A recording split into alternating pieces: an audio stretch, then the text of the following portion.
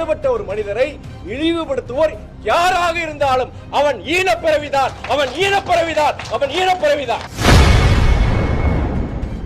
நீங்க பாருங்க, நீங்க சொல்றீங்க பெரியாரை இழிவுபடுத்துவர் பத்தி அவர் பெரியவர் கேட்டாரு, அதுக்குண்டான பதில் சொல்லிட்டார். வேற கேள்வி இது சம்பந்தமா இது பாருங்க,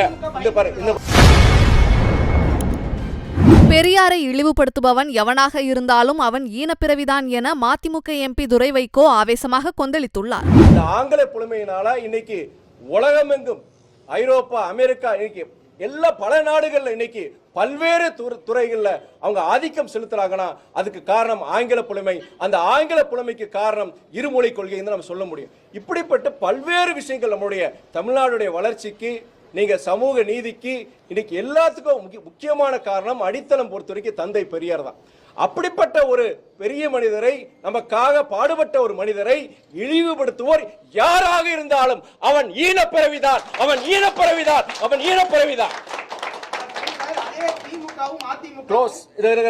இந்த பர்டிகுலர் கொஸ்டின் பொறுத்த வரைக்கும் I have answered your question. இது மக்களுடைய பிரச்சனை, வேற பிரச்சனை நீங்க கேளுங்க, சொல்றேன்.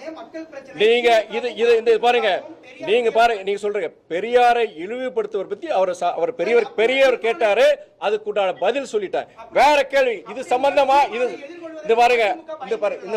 இது சம்பந்தமான பதில் சொல்றதுக்கு விருப்பம் கிடையாது. வேற கேள்வி கேளுங்க.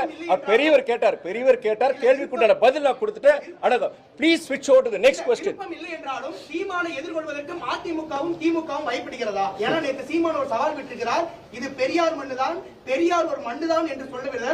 நீங்கள் மதிமுகவும் திமுகவும் பெரியாருடைய கொள்கையும் கோட்பாடையும் கடைபிடிக்கிறீர்கள், சீமானை எதிர்கொள்ளலாமே, ஏன் எந்த ஒரு பேச்சு எடுக்கவில்லை? நான் என்னை பொறுத்து மட்டும் இதற்கு பதில், என்னுடைய சென்ற கேள்விக்கு அந்த பதில் தான் இந்த பதிலே அடங்கும். மேற்கொண்டு இதுக்கு நான் பதில் சொல்ல விரும்பல. நான் மொழியை பத்தி நீங்க பேசுறீங்க, முதலமைச்சர் மொழி போர். செய்திகளை உள்ளது உள்ளபடி தெரிந்து கொள்ள ரெஃப்ளெக்ட் நியூஸை சப்ஸ்கிரைப் பண்ணுங்க.